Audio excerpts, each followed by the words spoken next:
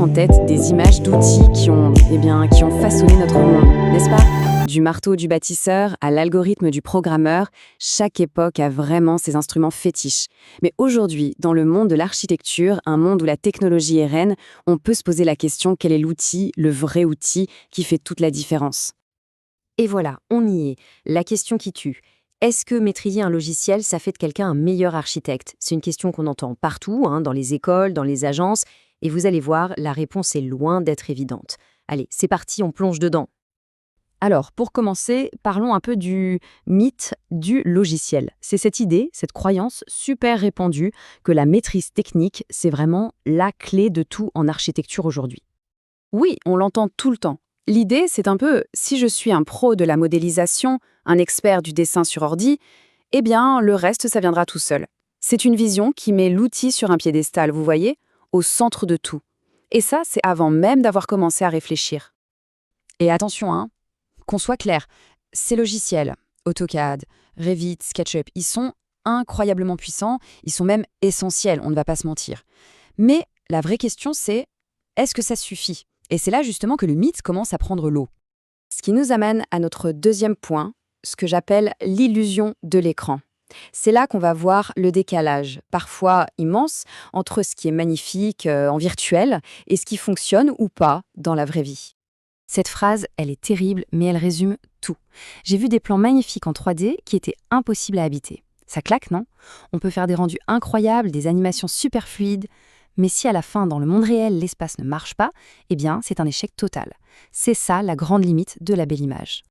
Et ce contraste, il est flagrant. D'un côté, sur l'écran, c'est magnifique, c'est la perfection. Et de l'autre, en réalité, c'est incohérent. C'est un espace qui n'a pas été pensé pour l'être humain qui va y vivre, y marcher, y respirer. Le point essentiel, il est là. Une belle image, ça ne garantit absolument pas un bon projet. Bon, alors, quelle est la solution? Ça nous amène à notre troisième partie. L'idée avant l'outil. C'est un vrai changement de perspective. On va remettre la pensée, le concept, là où il doit être, au tout début du processus. Et cette citation, franchement, elle dit tout. Un bon plan ne vient pas d'un clic bien placé, mais d'une idée bien pensée. C'est tellement vrai. L'architecture, au fond, c'est pas un talent de souris, c'est un talent de cerveau. Le logiciel, c'est juste le prolongement de la main qui elle-même prolonge l'esprit. À la source de n'importe quel projet réussi, il y a quoi? L'idée. Mais alors, c'est quoi une idée bien pensée en architecture? Eh bien, c'est précisément ça, l'essence de l'architecture. C'est de comprendre comment la lumière va rentrer dans une pièce, comment l'air va y circuler, et surtout, comment un espace va influencer le comportement des gens. Ce n'est pas que tracer des lignes, c'est bien plus profond, c'est anticiper des sensations, des expériences.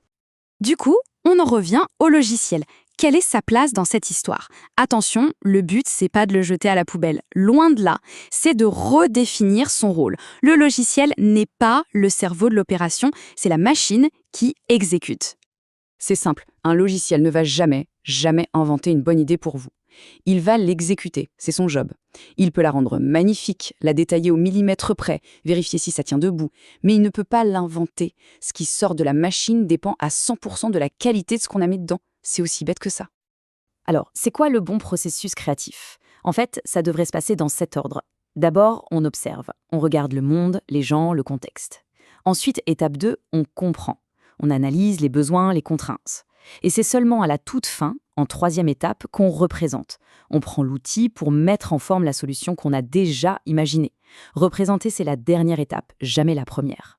Et tout ça, ça nous amène à la finalité, au but ultime de l'architecture. On va appeler ça l'espace qui respire. Parce qu'au-delà de la technique, au-delà des logiciels, le but, c'est de créer des lieux qui ont une vie propre. Et là, il y a une distinction hyper importante à faire. Qu'est-ce qui fait qu'on est bon? C'est la maîtrise technique. Ok, c'est la base, c'est nécessaire. Mais qu'est-ce qui fait qu'on est exceptionnel? Ah, là, c'est autre chose. C'est la capacité à imaginer. C'est de dépasser l'outil pour créer quelque chose de plus grand. C'est ça le but du jeu, en fait. C'est la capacité à imaginer des espaces qui parlent, qui respirent, qui vivent. On ne crée pas juste des objets, des bâtiments. On crée des lieux avec une âme, des lieux qui entrent en dialogue avec les gens, des espaces qui racontent quelque chose. C'est ça le vrai but. Alors, pour finir, on en revient à notre question du début. Quel est le véritable outil de l'architecte? Si ce n'est pas le logiciel, alors c'est quoi? Eh bien, la réponse, c'est son cerveau. C'est sa sensibilité, son empathie, sa culture et par-dessus tout, son imagination. C'est ça le véritable outil et c'est ça qu'il faut travailler encore et encore. Avoir sa propre maison, c'est un rêve partagé par énormément de monde. Mais alors, comment est-ce qu'on passe de cette petite idée qu'on a en tête à une vraie maison, bien réelle, brique par brique? Aujourd'hui, on va décortiquer ensemble ce parcours, en regardant l'approche d'une entreprise pour comprendre comment une simple vision peut se transformer en un véritable foyer. Tout part de là, et tout se termine avec cette image.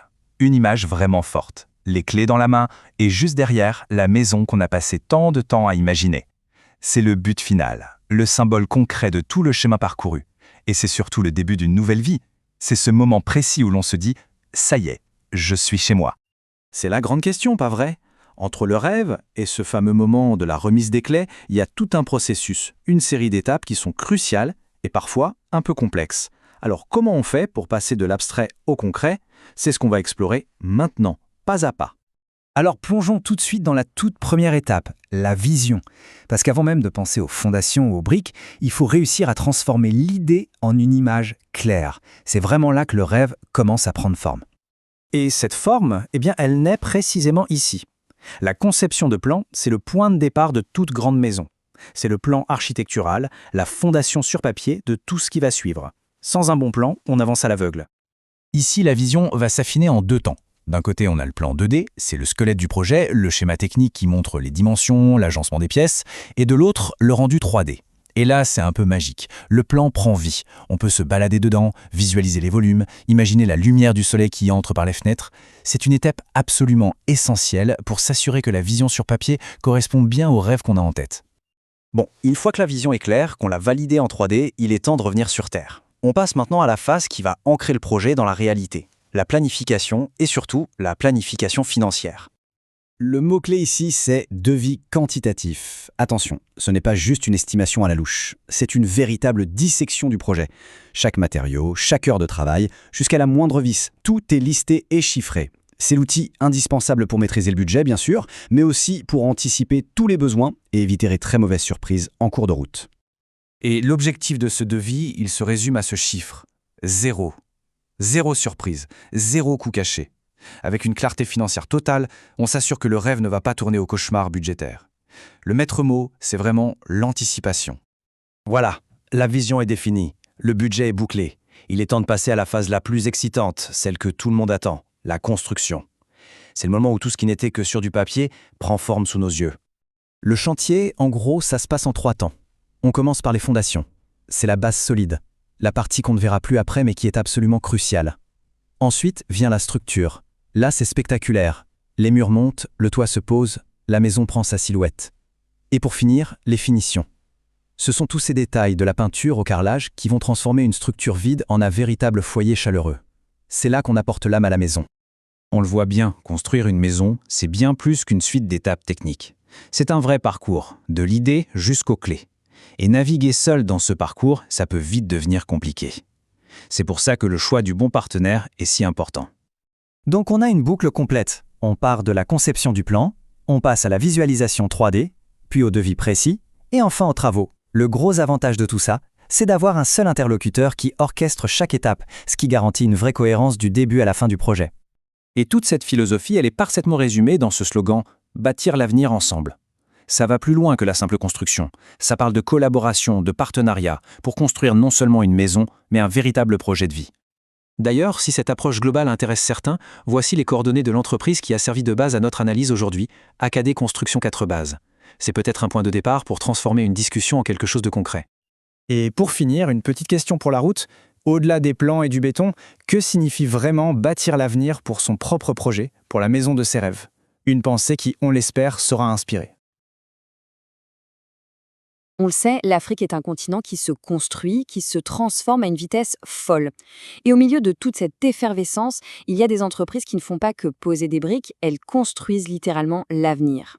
Aujourd'hui, on va s'intéresser à l'une d'entre elles, AKD Construction 4 Bases.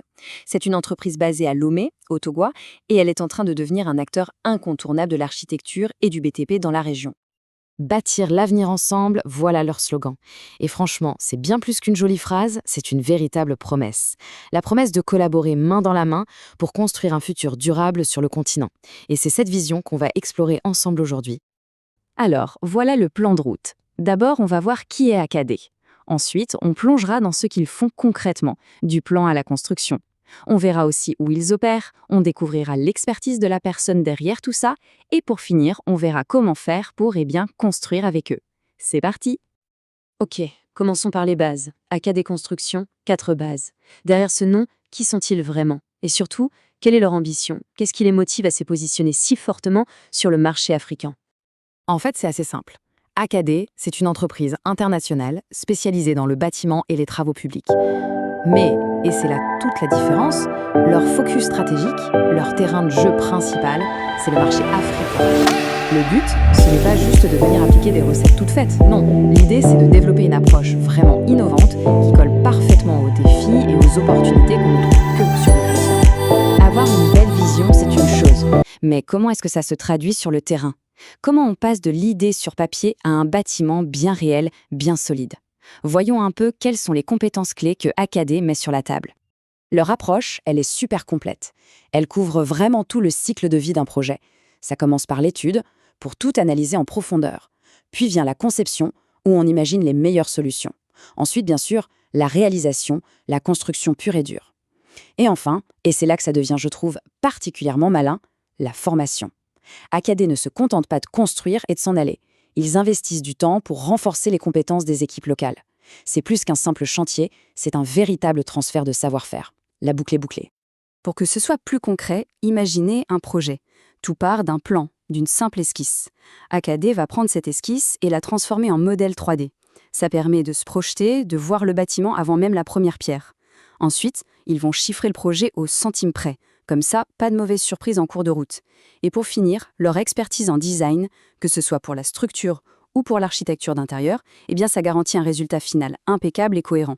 Bref, ils maîtrisent la chaîne de A à Z. Mais attention, toute cette expertise ne reste pas cantonnée au Togo. Non, AKD voit plus grand, à l'échelle de la région. Alors où est-ce qu'on peut trouver leur réalisation? En plus de leur base au Togo, ils ont mené des projets au Ghana, au Bénin et au Nigeria. Et franchement, travailler dans ces 3 pays, ce n'est pas rien. Chacun a ses propres règles, sa culture, ses défis logistiques. Ça démontre une sacrée flexibilité et surtout une compréhension très fine des dynamiques de l'Afrique de l'Ouest. Souvent, derrière une grande vision, il y a une personne avec une expertise solide. Alors qui est le cerveau, le leader qui porte la vision d'AKD Construction 4 bases? Et voilà le visage derrière le projet, Franck Gilbert Adaï Kokouvi Doven. C'est le PDG, la force motrice de l'entreprise, c'est lui qui insuffle toute son énergie et son savoir-faire. Et son parcours, vous allez voir, est la meilleure garantie de la crédibilité d'AKD. Son parcours parle de lui-même. Regardez bien, 10 ans, une décennie entière dédiée à la formation technique dans le BTP. Ensuite, il enchaîne avec plus de 10 ans sur le terrain, à mettre les mains dans le cambouis, en tant qu'architecte et assistant ingénieur.